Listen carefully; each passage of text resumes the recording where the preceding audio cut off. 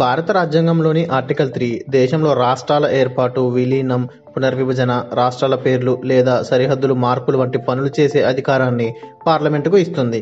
పార్లమెంటుకు ఈ పనులు చేసే అధికారం చట్టం ద్వారా మాత్రమే చేయడానికి వీలవుతుంది. ఈ ఆర్టికల్ 3 ప్రకారం ఏదైనా ఒక కొత్త రాష్ట్రాన్ని ఏర్పాటు చేయాలన్నా లేదా రాష్ట్రం యొక్క వైశాల్యాన్ని పెంచాలన్నా తగ్గించాలన్నా పార్లమెంటు ఒక చట్టాన్ని ఆమోదించాలి. అలా ఆమోదించిన చట్టంలో ఖచ్చితంగా కొన్ని అంశాలు ఉండాలి. అవి ఏంటంటే, ఏ రాష్ట్రం నుంచి ఎంత భూభాగాన్ని తీసుకోవాలి, ఆ భూభాగాన్ని ఏ రాష్ట్రాలకు ఇవ్వాలి, ఏ రాష్ట్రం యొక్క సరిహద్దులను మార్చాలి, ఆ సరిహద్దులను ఎలా మార్చాలి వంటి అంశాలు ఖచ్చితంగా ఆ చట్టంలో చెప్పాలి. ఈ ఆర్టికల్ 3 ప్రకారం పార్లమెంటు ఒక చట్టం ద్వారా ఏ పనులు చేయొచ్చు అన్నది ఇప్పుడు తెలుసుకుందాం. ఏదైనా రాష్ట్రం నుండి భూభాగాన్ని వేరు చేసి దానికి కొత్త రాష్ట్రం లేదా కేంద్రపాలిత ప్రాంతం హోదాను ఇవ్వచ్చు. 2 లేదా అంతకంటే ఎక్కువ రాష్ట్రాలను లేదా కేంద్రపాలిత ప్రాంతాలను ఒకే రాష్ట్రంగా అయినా మార్చవచ్చు, లేకపోతే కేంద్రపాలిత ప్రాంతంగా అయినా మార్చవచ్చు. రాష్ట్రాల వైశాల్యాన్ని కూడా పెంచవచ్చు లేదా తగ్గించవచ్చు. రాష్ట్రాల సరిహద్దులను, పేర్లను మార్చవచ్చు. ఆర్టికల్ 3ను ఉపయోగించి ఇప్పటివరకు భారతదేశంలో చాలా మార్పులు జరిగాయి. చాలా రాష్ట్రాలు భాషా ప్రకారంగా ఏర్పడ్డాయి.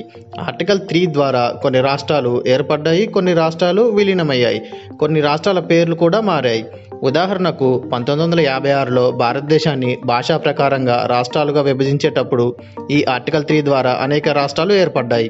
అవి ఏంటంటే 1956లో ఆంధ్రప్రదేశ్, 1960లో కేరళ, మహారాష్ట్ర, గుజరాత్ రాష్ట్రాలు, 1966లో హర్యానా రాష్ట్రం, 1975లో సిక్కిం రాష్ట్రం, 2014లో తెలంగాణ రాష్ట్రాలు ఏర్పడ్డాయి.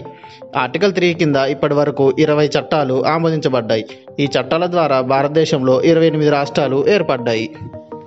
కొన్ని రాష్ట్రాలు కూడా ఈ ఆర్టికల్ ద్వారా విలీనం చేయబడ్డాయి. ఉదాహరణకు బొంబాయి రాష్ట్రం మహారాష్ట్ర మరియు గుజరాత్ రాష్ట్రాలుగా విభజించబడింది. ఇంకా ఈ ఆర్టికల్ 3 ద్వారా ఏర్పడిన రాష్ట్రాలలో ఛత్తీస్గఢ్, జార్ఖండ్, ఉత్తరాఖండ్ మరియు మేఘాలయ రాష్ట్రాలు కూడా ఉన్నాయి. ఆర్టికల్ 3 యొక్క ఉపయోగం కొన్నిసార్లు వివాదాస్పదంగా ఉంటుంది. కొంతమంది రాజకీయ నాయకులు మరియు సమూహాలు ఈ ఆర్టికల్ ద్వారా రాష్ట్రాల పునర్వ్యవస్థీకరణ ప్రక్రియ పారదర్శకంగా లేదని మరియు ప్రజల అభిప్రాయాలను పరిగణలోకి తీసుకోలేదని విమర్శించారు. భారత రాజ్యాంగంలోని ఆర్టికల్ 2 మరియు ఆర్టికల్ 3 రెండు కొత్త రాష్ట్రాల ఏర్పాటు మరియు ఇప్పటికే ఉన్న రాష్ట్రాల మార్పులకు సంబంధించినవి అయినప్పటికీ వాటి మధ్య కొన్ని వ్యత్యాసాలు, తేడాలు ఉన్నాయి. అవి ఏంటో ఇప్పుడు తెలుసుకుందాం. 2 ఆర్టికల్స్ పార్లమెంటుకు చట్టాలను చేసే అధికారాన్ని ఇస్తాయి. 2 ఆర్టికల్స్ ద్వారా చట్టాలు తయారు చేసేటప్పుడు ఖచ్చితంగా పార్లమెంటు సభ్యులు అందరూ హాజరై ఓటు వేయాలి మరియు 3/2 మంది చట్టానికి అనుకూలంగా ఓటు వేయాలి. ఆర్టికల్ 2 కొత్త రాష్ట్రాల ఏర్పాటు లేదా స్థాపించడంపై ప్రత్యేకంగా దృష్టి పెడుతుంది. ఇందులో ఇప్పటికే ఉన్న భూభాగాలను కొత్త రాష్ట్రాలుగా ఏర్పాటు చేయడం లేదా పూర్తిగా కొత్త రాష్ట్రాలను సృష్టించడం వంటివి చేయొచ్చు. ఆర్టికల్ 3 కొత్త రాష్ట్రాల ఏర్పాటు, ప్రాంతాలు, సరిహద్దులు లేదా ఇప్పటికే ఉన్న రాష్ట్రాల పేర్లు మార్పులతో సహా విస్తృతమైన మార్పులను చేసేటందుకు అవకాశం ఉంది. ఇంకా రాష్ట్రాలను విలీనం చేయడం, విభజించడం లేదా వాటి సరిహద్దులను సర్దుబాటు చేయడం ద్వారా ఇప్పటికే ఉన్న రాష్ట్రాలను పునర్వ్యవస్థీకరించడం వంటివి చేయొచ్చు. ఆర్టికల్ 2 ద్వారా కొత్త రాష్ట్రాన్ని చేర్చే ముందు సంబంధిత ప్రాంతపు రాజ్యాంగ సభతో సంప్రదింపులు జరపాలి మరియు స్వాతంత్ర్యం సమయంలో భారతదేశంలో భాగం కాని కొత్త భూభాగాలను చేర్చడంపై ప్రధానంగా దృష్టి పెడుతుంది.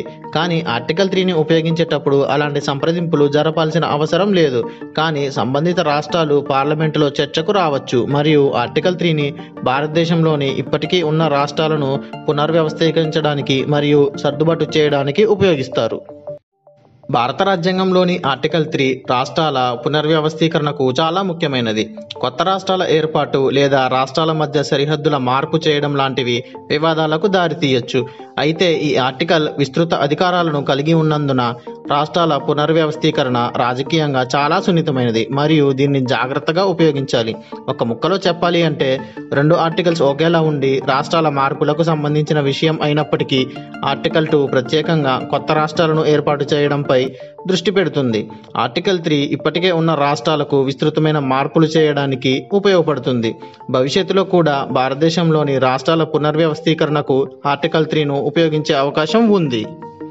భారత రాజ్యాంగం గురించి మీకున్న అభిప్రాయాలను కింద కామెంట్ సెక్షన్లో తెలియజేయండి. అలాగే ఈ వీడియోలో చెప్పిన ఇన్ఫర్మేషన్ మీకు నచ్చినట్లయితే లైక్ చేసి షేర్ చేయండి. ఇలాంటివి మరిన్ని వీడియోస్ కోసం ఫ్యాక్ట్స్ ప్లాన్ ఛానల్ని సబ్స్క్రైబ్ చేసుకోండి.